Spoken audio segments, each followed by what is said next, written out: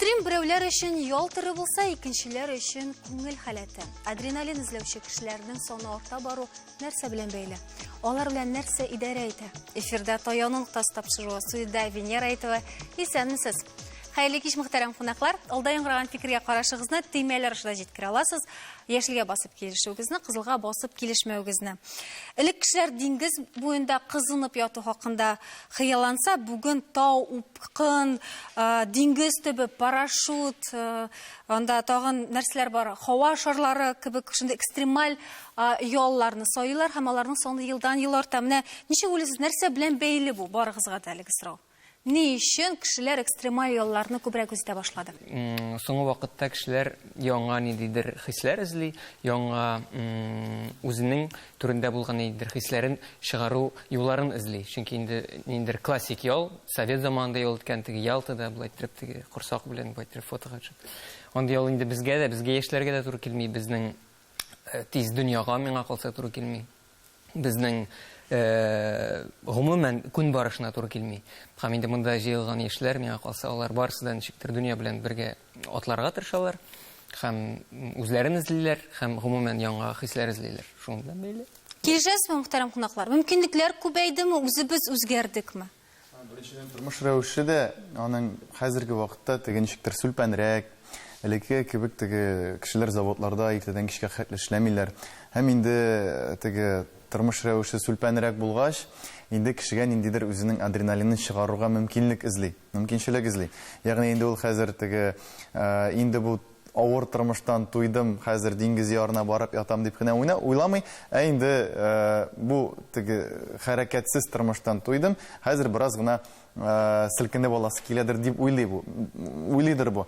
Икенчедән инде минемчә соңгы вакытта һәрбер кеше хәзер бизнесмен, һәрбер кеше үзенең бизнесын алга сөрә, һәм инде бик күп хәзер тәкъдимнәр алга сөрелә, ул да булса инде менә шул ниндидер экстремаль ял итү ысулларын тәкъдим итәләр. Һәм инде күп кенә кеше моңа илһамланып, мин дә булдыра алам дип, миннән дә ничек инде миннән килеп чыкмасын, мин анда балачакта футбол белән шөгыльләнгән идем дип, инде әлеге спорт төрләрен, экстремаль ял төрләрен тәтеп карарга уйлый. Шуннан да бик күп популярлаштыру килеп чыгадыр дип уйлыйм.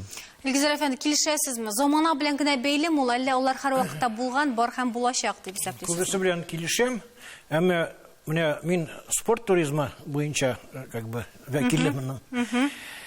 Спорт туризм буенча кешеләр бик күптәннән шөгыльләнәләр. Сәяхәт ул кешеләр миллион еллар элек, миллион булмаса да мең еллар элек шулай ук кешеләр шуның белән шөгыльләнгән.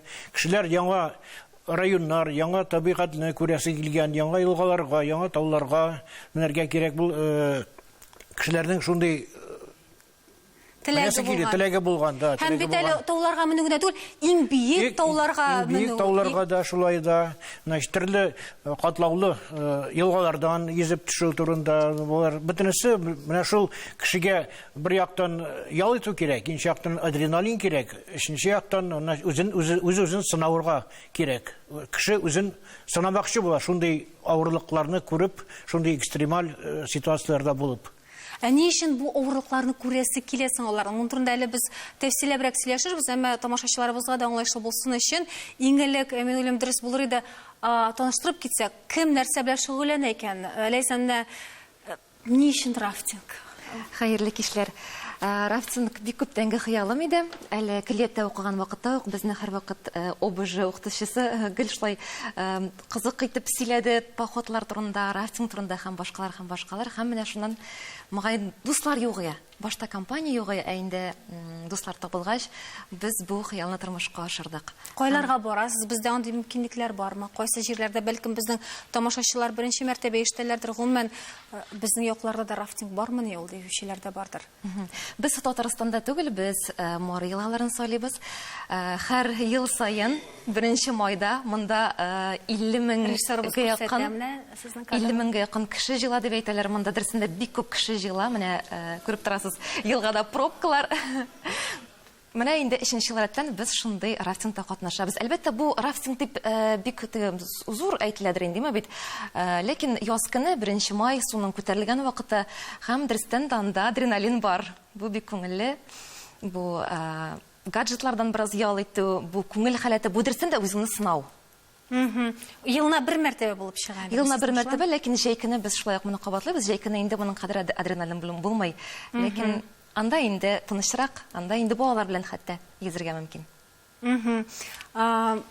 Илшат, үзеңнең спорт, экстремаль спорт турында да сөйләп китсәң иде. Ну, мин әйтә алмыйм, авыз тутырып, мин спортсмен кеше менә шундый. Монда спорт түгел, монда ял төры, экстремаль ял төры турында сөйләшәбез. Билгеле безнең монда шул спортсменнар. Мин барган илләрдә, мин мәсәлән, әгәр сайлау мөмкинлеге туа икән инде, кайсыдыр илгә, бу илгә барырга. Мин серфинг булган илгә яки океан кырынарак барырга тырышам, чөнки анда менә серфинг дигән спорт төре 2011 елдан башлап минем йөрәк түрендә шундый бер бик зур урынны алды. Чөнки бу спорт гади спорт кына түгел, аның менә әгәр ан турында статьяларында укысагыз, аның үзенең бер фәлсәфәсе бар.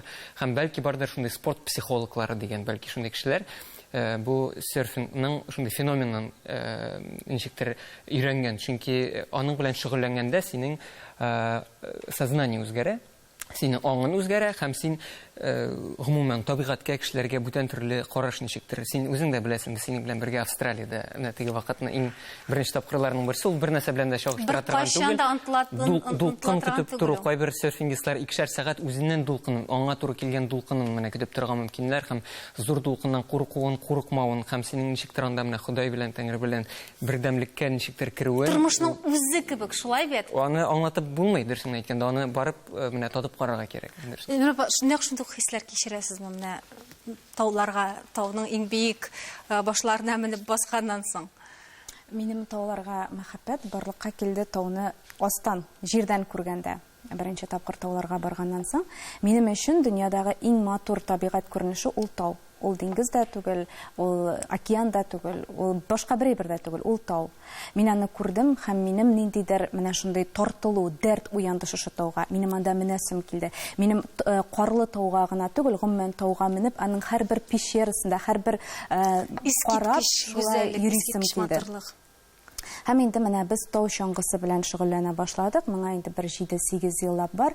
Без һәр елны сайлыйбыз инде Альп тауларын, Уралда шуган бар безнең. Бер елны Финляндиядә шудык. Һәм иң кызыгы, анда мөмкинлек бар бер тау аркылы бөтен тауларны урап чыгарга. Һәм менә без былтыр, менә бу безнең былтыргы фотолар, без монда Андоррадагы бөтен тауларны урап чыктык. Минем өчен ул ниндидер бер дәрт урыны. Илшат әйтмешли, минем анда бөтен сознанием үзгәрә. Мин анда беренче тапкыр мин тау шуып кайтканнан соң, миңа хәтта минем иҗатым белән кызыксынып баручылар, синең иҗатыңда бөтенләй башка этап башланды дип әйттеләр. Чынлап та бу шулай иде. Ул күбрәк таулар белән бәйле иде. Бу бит иң шулай куркыныч спорт төрләренең берсе. Ул сер түгел. Күп кешеләр анда теге килеп төшеп, озак вакытлар яткан кешеләр дә бар бит инде. Танылган кешеләр арасында да. Әмма балаларны шунда төшереп җибәрергә курыкмыйсың. Әлбәттә, һәр кеше зур тауга барганда без балаларны иң беренче инструктор белән бер нинди теге үзебез белән алып менеп киттек, андай бер юк. Әлбәттә, алар белән инструктор шөгыльләнә. Мин хәтта үзем дә инструктор белән шөгыльләндем. Ләкин барыбер менә минем иң беренче экстремым, мин мендем тауга өстән карап төшәргә дип беренче мәртәбә. Бу булган иң биек тау. Һәм алып менә күтәргечләр алып төшми икән. Миңа шуннан төшәргә туры килде.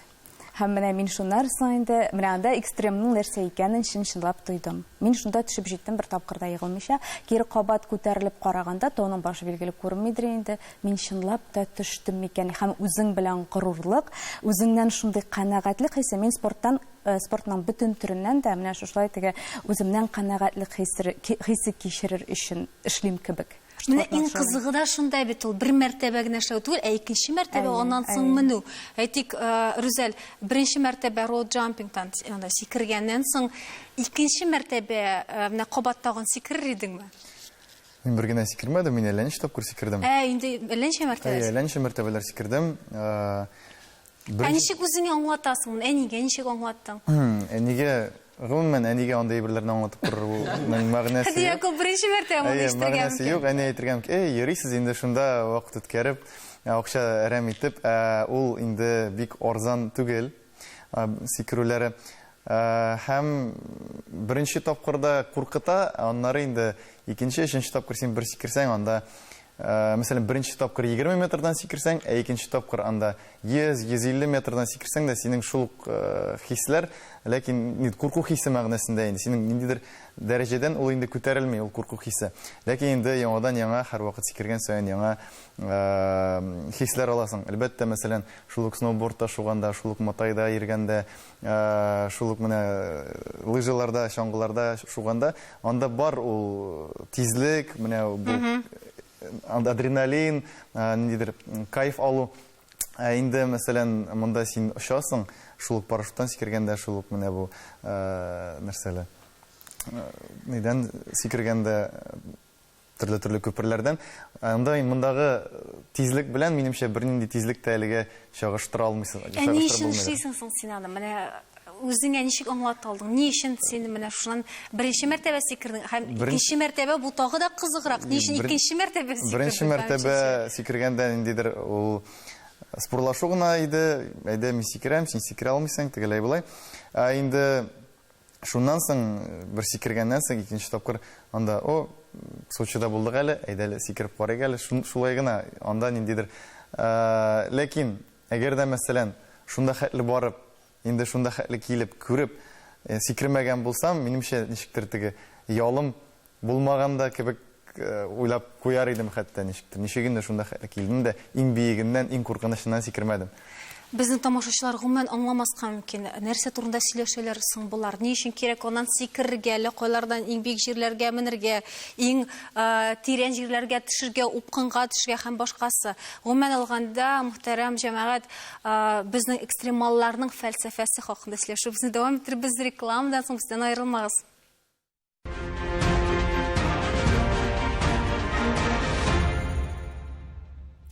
Татарстан Яңа Гасыр каналында таяну нуктасы тапшыру. Без дәвам итәбез. Реклама китер алдыннан без кунакларыбыз белән таныша башладык. Кайсы инде экстремаль ялны үз итә. Безнең әле студиябызда Айдар бар. Ул сноуборд инструктор. Менә күпме бүген үзләрен ничектер җиңер өчен генә килгән кешеләр. Гомумән килгән вакытта нәрсә өчен киләр? Сноуборд бит инде ул шулай ук беренче мәртәбә басудан егыласың, аннары 20 мәртәбә, анда белмим 1000 тапкыр егылганнан соң анда басасыңдыр, аның рәхәтен татыйсыңдыр, шулай бит. Кайсы берсе кеше аңлап бетерми, ул килгәч тә сразу үзем өйрәнәм, үзем булдырам дип чыгып китә тауга. И бу бик зур хата була. Чөнки кеше аңлап бетерми то, что үзен җәрәхәтли ала. Һәм үзенә начар эмоциялар калдыра инде шул поездка буенча. Шул буенча. Әле рәхәтен татыр өчен аңа рәхәтен татыр өчен өйрәнергә кирәк. Башта оборудование белергә, тотып карарга, ничек нәрсә киеләсен, ничек кайда басасын. И шуннан соң уже башана өйрәтү процессы. Ул буларга может төрле кешенең төрле физподготовкасына карап. Җәрәхәтләрсез дә булмый бит әле ул. Менә җәрәхәтләр алганнан соң күпләр әйләнеп кайтамы, әллә аннан соң күбесенчә бит кайт. Смотря ничек һәм нинди җәрәхәтнең авырлыгы булганы. Чөнки бу бит инде тоже кешенең волесына карый. Мин үзем буенча әйтә алам, бик авыр травма булган иде шул сноубордта, трамплиннан. Менә шуны сорыйсым килгән иде дә, аягны имгәткәннән соң күпме вакыттан соң кайттың? Әллә ул синең списктан төшеп калдымы хәзер? Списктан төшеп калмады. Мин әле хәтерлим, травмадан соң 9 аймы, 10 аймы үткәннән соң мин беренче тапкыр сноубордка басканымны. Курка, кешкә, иң бәләкәй таудан төшеп, яңадан үтү шуны авыр. Син нинди булса авыр травмаласың икән, анда яртышар ел травмыйча ятасың икән, аннары күпмедер шул костыльлар белән йөрисең икән, гипслар белән, нәрсәләр белән, фиксаторлар белән, аннары бик авыр. Кире үз менә бу стихияңа, үз атмосфераңа кире кайту. Ул ләкин инде кайткач, моны һич бөтен нәрсәне онытып, менә шулай рәхәтләнеп очасың. Охо, менә Монда нинди хис, тойгылар булуын аңлат. Менә бер нәрсә дә уйлап булмыйдыр инде бу мизгелдә. 217. Монда инде 200-300 минемчә мөһим дә түгел. Монда кадәр төшәсең икән, анда бер нәрсә дә уйлый алмыйсың. Нинди хисләр булды менә шушында сикергәннән соң, менә беренче уең? Тормышың күз алдыңнан уздымы? Анда Или су бинәсең. Анда шуасың да һәм бәхетеңнән аккан яшьләреңне сөртәсең чөнки. Бер нәрсә турында уйламыйсың, ниндидер вакуумда очкан кебек, теге төшәсең, сиңа бер нәрсә дә ишетелми дә, син бер нәрсә бик күреп тә өлгермисең, син бары тик зак түгел ул. Мин исәнме исән, менә шуны булдырдым дисеңме? Мин моны эшләдем дип бөтен дөньяга кычкырасы акырасы килә. Илгизәр әфәнде, бүген менә иң популяр шундый экстремаль яллардан кайсыларын саный аласыз? Кайсыларына күбрәк кешеләр тартыла башлады? Нинди тенденция күзәтелә? Ну, хәзерге кешеләр, наверное, больше всего күбесеннән барысында да күбрәк сноуборд белән заниматься итәләр булыр инде. Сноуборд, таудан төшү, чаңгы белән бик күп кешеләр шөгыльләнә. Вот. Безнең спорт туризм буенча тоже бик күп кеше шөгыльләнә. Кешеләр бик күп, безнең бик күп төрле туризм бик күп төрле ул. Анда ат туризмы, чаңгы туризмы, җәяүле туризм, тау туризмы, су туризмы, булар бик күп булар. Һәр кеше үзенә яраган төрне сайлап ала.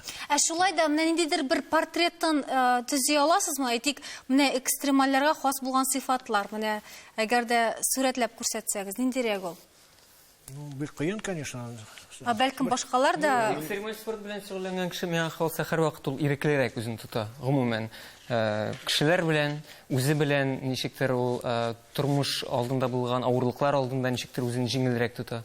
Ул бит инде һәр спорт үзенең көченә ия. Мәсәлән, мин серфинг турында сөйләдем. Миңа калса һәрбер кеше әйтә ала үзенең спорт турында ничек ул аның психологиясын көйли. Һәр кеше гадәттә сайлый үзенә кирәк булган, менә зона проработки дигән шундый бар име. Мәсәлән, син нәрсәдәндер куркасың, син анда кеше алдына чыгып сөйләргә куркасың. Яки син анда бүтән әйберләр. биклектән куркасың, минем очракта. Ну да, бу биклек инде теге маңгайга әйтеп әйтү, ә бар психологик теге әйберләр. Син мәсәлән үзеңнең эшеңне ачып китүдән куркасың диме? Нигә менә мәсәлән бизнесменнар, мин Кыюлык җитми. Бизнесменнар мәсәлән күп очракта серфингны сайлый, менә аларның теге зур дулкыннар сайлавы, аларның теге бизнеста барган адымнары белән вот бергәлектә бара. Ничектер менә шулай туры килә. Һәм бүтән спорт белән әйткәндә дә әгәр кеше менә шул адымны ясый ала икән, яки бу адымны теге иң зур дауга менә икән, инде ул аның бүтән тормышының бүтән сфераларына да бик зур йогынты ясый. Бу чыннан да бик кызык, бу тулы бер фәлсәфә һәм чираклымы юкмы, мөхтәрәм җәмәгать, студиябызда да безнең күбесенчә иҗат кешеләре җыелган икән. Белмим, ничек шулай килеп чыккандыр, бәлкем ул очраклыдыр. Әйдәгез әле психотерапевтның фикерен белеп, үзгә нәр дәвам итәрбез. Иң беренчесе кеше үзенә теге адреналин сизер өчен, үзенең адреналинны күтәрер өчен, күңелләрен күтәрер өчен, кызыгы өчен. Аның эчендә бәлки кичкенә бала да үсәдер, үлмәгәндер әле ул кичкенә бала, үсеп җитмәгән. Шуның өчен кеше аны шатланып адреналинны күтәрттерә. Икенче яктан кеше үзенең мөмкинлекләрен сизер өчен, мин үземне җиңәм икән, шундый сыйфатларым да бар дип. Шуны кулланып кеше үзенең көчләрен карый. Ләкин монда икенче ягы да бар. Кайбер чакта менә эмоциональное выгорание дигән нәрсә бар. Аны хәзер 11-нче классификациядә авыру дип язып куйдылар. Эмоциональ выгорание чагында ул депрессиягә чыган нәрсә. Кайбер кеше үзенең депрессиясын, эмоциональный выгораниесын җиңер өчен куркыныч, экстремаль спортлар белән шөгыльләнүе белән авыруын бетергән шикелле сизә ул. Килешәсезме? Менә кайсы сезгә туры килә күбрәк? Бөтенсен төгәл, бөтенсе белән килешеп булмый. Адреналин һәм башкалар. Кемдер депрессияны җиңәргә телиде, кемдер ялгызлыкны җиңәргә телиде. Мәсәлән, депрессия гына түгел, монда башка көчле нәрсәләр дә бар. Мин хәзер Илгизар абыйны бик яклап чыгасым килә, чөнки аның ул спортивный туризм белән спортивный туризм өчен җавап бирә, спорт туризмы өчен. Монда кешеләр алар гомумән менә без хәзер сноуборд, серфинг белән чагыштырган экстремаль спортлардан аерылалар. Чөнки бу бөтенләй башка дөнья. Бу анда каядыр анда 20 көнгә, берәр айга бөтенләй цивилизациядан өзелеп тору дигән сүз. Анда юынмыйча, анда берниндидер 10-15 кешелек бәләкәй группада, ягъни анда ниндидер групповая психология, анда ниндидер төрле авыр вакыйгалар була. Кемнеңдер аны психологический срыв, кемнеңдер травма, кемдер ниндидер истерика башлана, кемдер бөтенләй башка төрле яктан ачыла һәм нинди яктан ачылганын беркемнең дә әйтеп булмый монда авыр шартларда. Бу чыннан да кызык, Илгизар әфәнде, күбрәк сезнең хатын-кызлармы, ир-атлармы? Ну, күбрәк ир-атлар, конечно, заниматься итә. Хатын-кызлар да күп, Кайбер чакта хатын-кызлар үзләренә аерым группа оештырып та шулай йөриләр. То есть ирләрдән соң аерым гына. Күбесенчә, конечно, 5-6 ир кеше була, 2-3 хатын-кыз була, шундый группалар в основном, значит, Яшьләренә килсәк? Яшьләр, күбесенчә, конечно, яшьләр шөгыльләнә бу спорт туризм буенча. Бу ничә яшькә кадәр? Ну, әгәр әтәнисе белән 10 яшьтән шөгыльләнергә башланырга була. Стәге шиге юк инде. 70-80дә йөрүчеләр бар. Аллашынан да һәммәсе дә күңеле белән яшь булган кешеләр, шулай бит? Шулай. Менә әгәр кеше бер тапкыр походка барса, ул аны туктатып булмый. Ул һәрвакыт походканың барасы килә, катлаулырак походка, беренче менә категориялар бар, беренче категория, анысы икенче, өченче, дүртенче, 5-нче, 6-нчы категорияда уже, конечно, профессионаллар бара. Профессионал кешеләр бик югары квалификацияле кешеләр. Алга таба менә нинди таулар? Әйтәләр бит таудан яхшырак башка таулар булырга мөмкин, әле күрмәгән таулар дип. Безнең менә планнар ничә яшькә булга карамастан йөрергә. Хәзер үзебез аннары балалары белән мин шундый очрак булды. Иң бийек тауда, шулай ук Альпта очраттым бер апаны. Аңа инде 60 яшьләр һәм ул бер аягында тау чаңгысында. Минем аны күргәч күземнән яшьләр атылып чыкты һәм мин әйттем, бездә авыруны кочаклап, үзебезнең ниндидер булмаган проблемаларны кочаклап, диванда сериал карап утыручылар күбрәк. Ә менә монда яшәүгә омтылыш, дөньяны ярату һәм ул шулкадәр позитив иде анда. Мин уйладым, мин булдыралганча сәламәтлегем һәм физик мөмкинлегем миңа рөхсәт биргәнчә мин моның белән шөгыльләнәчәкмен. Чөнки мин тауларда чынлап та үземне бөтенләй башкача хис итәм. Һәм гомумән спорт төрләренең менә ничек китереп безгә тәэсире турында әйткәндә, мин мәсәлән һәрбер спорт төрен үземнең организмымның шикләрен белеп карар өчен тотынам. Һәрберсе белән дә шөгыльләнеп карыйм, миңа кызык. Анда гамактан баш белән асылынып торулар, нәрсәгә минем организмым сәләтле, нәрсәләрне ул үткәрә ала, нәрсәләрне күтәрә ала. Һәм аның шикләре киңәйгән кебек һәр спорт төре белән аның тагын ниндидер мөмкинлекләре ачыла. Ә менә бу экстремның фәлсәфәсенең нигезенә нәрсә ята дип уйлыйсың? Ләйсән. Фәлсәфәсендә нәрсә ята? Әлбәттә, әзрәк кенә магайын тормышның теге соры төсләреннән бәлки кайчудыр име бит. Аннан соң менә бу актив ял төрләрен сайлаучы кешеләр, алар гомумән тормыш буенча актив. Алар үзләренең юлларын үзләре яручылар. Алар язмыштан узмыш юк дип уфтанып утырмаучылар. Алар телевизор карамаучылардыр бәлки. Ләкин алар менә һәр көнен план рәвештә төзүчеләр, алар менә үз максатларына шунхатлык менә теге ташлар ярып, таулар ярып баручылар менә калса, алар менә тормышта да шундый актив, позитив, һәр нәрсә үз фикерләре булган кешеләр, мин шулай дип уйлыйм. Илгизар әфәнде, экстремаль ял төрен сайлаучылар өчен нәрсә таян ноктасы булырга тиеш дип исәпләйсез? Таян ноктасы минемчә теләк. Шунда яңа ниндидер сынаулар үтәсе килә, шундый яңа җирләр күрәсе килә, яңа шундый инде сынаулар үтәсе килә дип тагын. Миңа калса иң төп таяну ноктасы ул аңлылык булырга тиеш. Чөнки Аек акыл да булырга тиеш шул вакытта. Аек акыл, аңлылык, чөнки әлбәттә теге сикерү, анда кызык, анда дулкыннардан yüzү шәп, әмма шул ук вакытта син бит аңлыйсың, син үлем белән тормыш арасында теге йөрисең, бер бик юкка гына шундый кылда. Әлбәттә син аң кызыгы шунда, әмма шуның җаваплылык хиссе синдә булырга тиеш һәм син нәрсә өчен моны эшлисең. Син ниндидер максат куярга тиеш. Әлбәттә теге сиңа адреналин өчен генә түгел, адреналин синең кайсыдыр кырларыңны ачып җибәрсен, адреналин синең кайсыдыр күзеңне нәрсәгәдер ачып җибәрсен, яки чыннан да депрессиядан чыгарып җибәрсен, әгәр сиңа шундый булышлык алып барыла икән, әлбәттә син аның белән шөгыльләнәсең. Инде булай теге бар бит безнең теге видеоларында теге кем кайчан сындырды, монсы каян сикерде, кызык өчен генә. Мин андый ул яклы түгелмен. Адреналин белән аек акылны югалтырга ярамый. Нәкъ шушы теләктә бүген саубуллашабыз да. Исән-имин булыгыз, сау булыгыз.